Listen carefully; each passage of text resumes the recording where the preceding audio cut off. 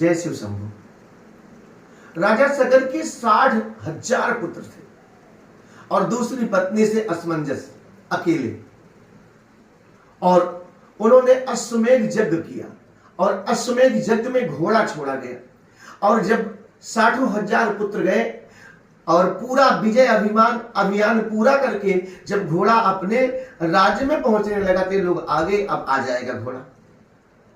लेकिन ये क्या हुआ, देवराज इंद्र डरते थे कि कहीं यज्ञ पूरा हो गया तो ये मेरा इंद्रासन ना ले ले। और उन्होंने घोड़े को पकड़ करके, बाबा अगस्त्य तपस्या कर रहे थे, बाबा कपिल मुनि तपस्या कर रहे थे, कपिल मुनि के आश्रम के पीछे उनके जहां तपस्या कर रहे थे बांध दिया पीछे।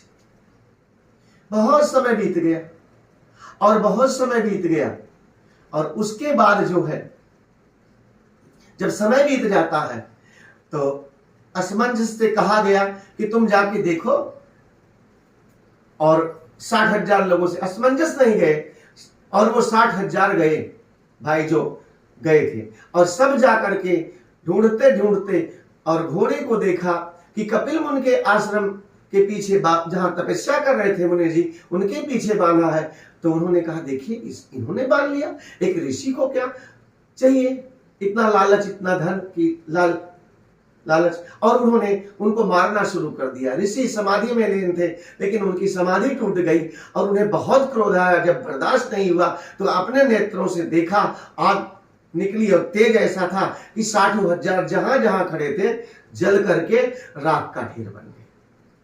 और यही जिंदगी की असली सच्चाई है, एक दिन सबको राख का ढेर बनना है। ये शरीर आप डल्लभ के गद्दे में सो, हेलीकॉप्टर में, जहाज में जाओ, अपना खुद का प्लेन हो, कई करोड़ की गाड़ी में घूमो, लेकिन एक दिन जिंदगी की यही असली सच्चाई है कि 10 रुपए के मटके में ये शरीर जल करके राख होकर समा जाता है और अंतिम संस्कार हो जाता है। वो राख वहीं पड़ी रह गई। बहुत समय बीत गया। जब 60,000 पुत्र राजा सगर के नहीं पहुंचे तो असमंजस जाते हैं गुरु के पास। अपने गुरु थे उस समय वशिष्ठ जी, और पूछते हैं। वशिष्ठ जी ने कहा नहीं मिल रहे, बोले नहीं मिल रहे हैं। तो वशिष्ठ जी ने क्या किया, उन्होंने गैया के गोबर का कंडा लिया।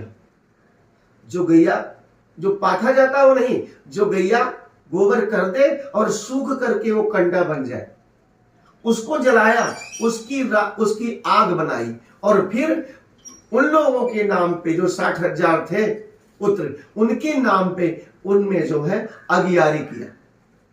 और अगियारी किया और जब वो घी और गुड़ का धुआं उड़ा तो बोले जहां ये धुआं जाएगा असमंजस, तुम वहीं जाओ और तुम्हारे मिल जाएंगे 60,000 भाई।